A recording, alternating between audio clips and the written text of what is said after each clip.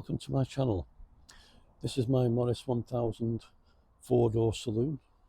I've just acquired it a few weeks ago, and in that time I put a chrome exhaust pipe on it, replaced the bumper bars, painted them up. I've took the brakes off, renewed all the brakes, new cylinders, new springs, put a new steering wheel in it, better seat belts, inertia ones. Put the speedo was rubbish, so I put a better speedo in it. It's a digital one that works off the satellite apparently. Runs like a dream, really does. And before I got it, the last owner had it 15 years apparently, and he put new sills on, outer sills, inner sills, and parts of the floor panel. Everything's like brand new underneath. It's as good underneath as it's on top, so you can imagine what it'll be like on the day. Here's the bumper bar I sprayed. Bumper bar up. I put new chrome, these things, the hockey sticks as they're called, and a new strip along there. The only blemishes they've got is this paintwork here. It's a bit weird, like something scraped it. Not sure what. Apart from that, it's beautiful condition. Runs like a dream. Really smooth, easy to drive. And if you've never had one of these, you should try and get yourself one before the prices rocket. The price is going up and up all the time, especially these before MOT exemption. I think it's got to be 40 years old. You get free tax and free MOT.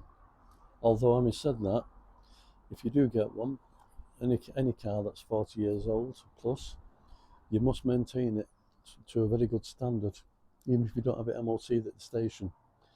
The simple reason is, if you drive something on the road and something happens and the police are involved and the ambulances and all the rest of it, and they take your car away for examination, if they find out the car, so if it's not roadworthy and you get caught, you could get prosecuted. In fact, you could possibly get done for manslaughter if you kill somebody, from what I've heard. Anyway, that's up to individuals that are driving the vehicle, I suppose. But we'll carry on with the tour.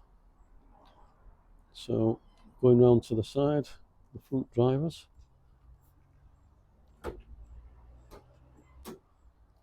The door cards are in good condition.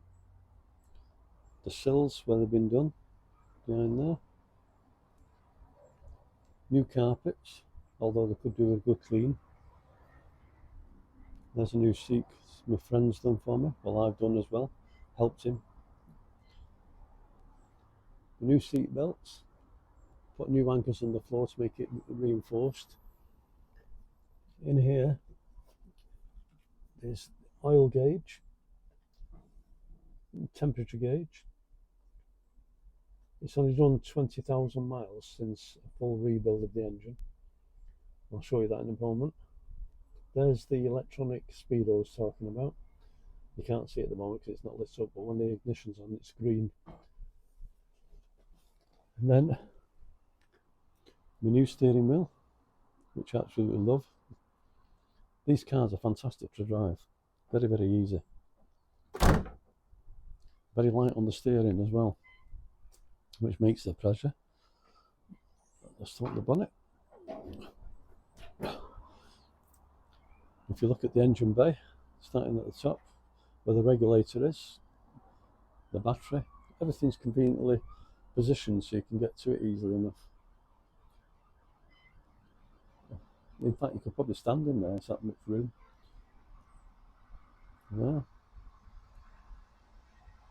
You can see it's all like new, all the inner things.